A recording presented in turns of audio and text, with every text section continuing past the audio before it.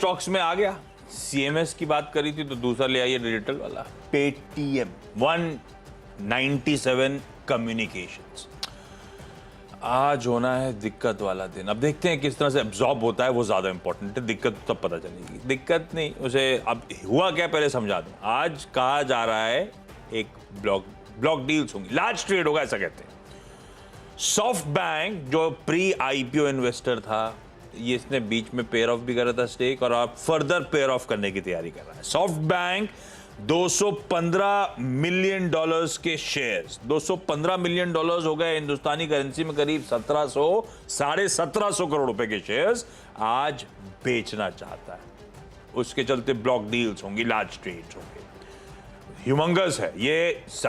215 million dollars मतलब basically ये इस कंपनी की आउटस्टैंडिंग इक्विटी का करीब 4-4.5% के आसपास का माल बिकना है।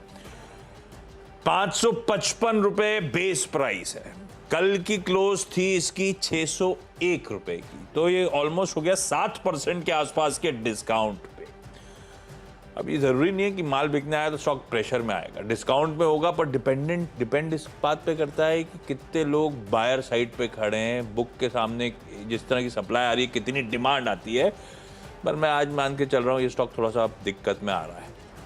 चंक बड़ा है जो आज बिकने आ रहा है। तो पेटीएम को मैं रेड रख रहा हूं, और पेटीएम का डर अगर वाकई प्रेशर माउंट हुआ ना तो बाकी न्यू एज कंपनीज पे इसका डर सताएगा आज सेशन में, ये भी ध्यान रखिएगा। ऑरबिंदो फार्मा, कल बाजार बंद होने के बाद खबर आई कि इनको एस्टैब्लिशमेंट इंस्पेक्शन रिपोर्ट EIR मिला है। EIR हरी झंडी नहीं होती। एस्टैब्लिशमेंट इंस्पेक्शन रिपोर्ट का सीधी सीधा मतलब यह है जब हमने आपके एस्टैब्लिशमेंट को इंस्पेक्ट करा था उसकी रिपोर्ट आ गई है। हम लोग EIR मानते हैं पॉजिटिव। उसके बाद फिर नहीं, अब उसमें उस इंस्पेक्शन रिपोर्ट में कुछ भी कह सकते हैं, इंस्पेक्शन की रिपोर्ट है।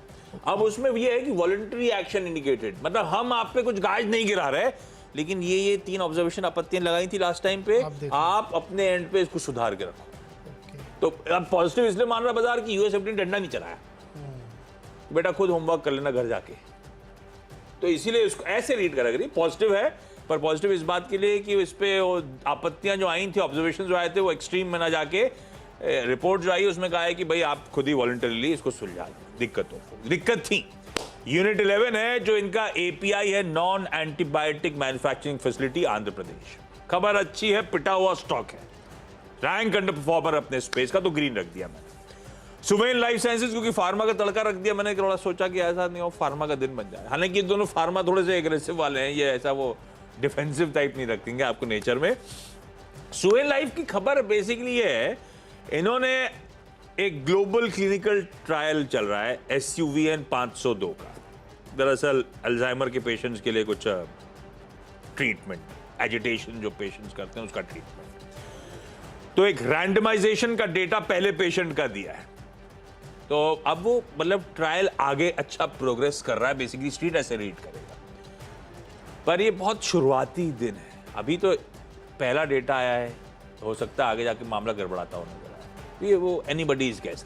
पर अब तक जो डेटा आया है वो पॉजिटिव है, इसीलिए सुवेन लाइफ साइंसेज को मैं ग्रीन लेके चल रहा हूँ आज के डेट में। इसलिए तो हो गए अलग अलग एग्रेसिव बेट्स भी है, वो डिटेशन वगैरह सब कुछ है, और ये थोड़ा सा फार्मा की तरफ। हालांकि फार्मा वाले हैं जो ज्यादा मूव करने के जाने। एक चीज ये बताइए, वो इतना गिर चुका है पेटीएम वाला, उसके बावजूद क्यों बेच रहे हैं? क्वेश्चन अच्छा है ना। पैसे की जरूरत भी हो सकती है, अब आलू प्याज के दाम बढ़ रहे हैं, हो सकता है उन्हें खरीदने का हो तो आज यहाँ से बुक करके वो खरीदें, कुछ भी हो सकता है, सबके अपने अपने इंडिविजुअल रीजंस होंगे।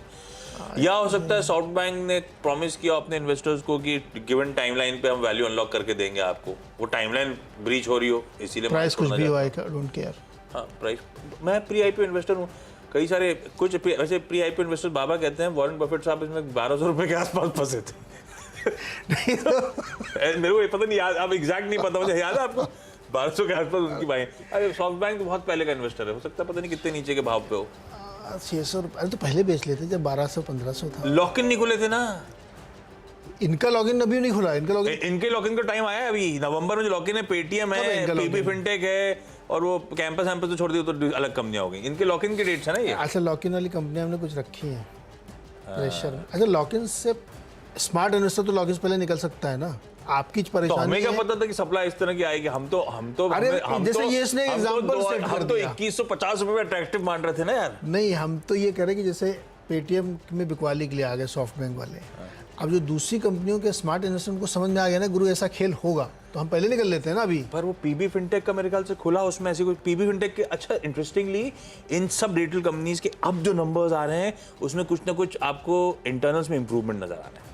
पीबी फिनटेक के नंबर्स अच्छे थे, रिपोर्ट्स भी आ रही हैं बहुत अच्छी अच्छी। रिपोर्ट्स भी आ रही हैं, तो अब समझ में नहीं आ रहा है ये, शायद ये वाला पैच निकल गया इन डिजिटल कंपनीज का, तो हो सकता है आगे आउटलुक पता नहीं। ऐसा कुछ कहना बहुत रिस्की है, इसलिए कुछ भी नहीं कह रहा मैं। आप तो अपने स्टॉक बताइए। शो मी द मनी आजकल चल रहा है। बाकी तो सब बातें हैं।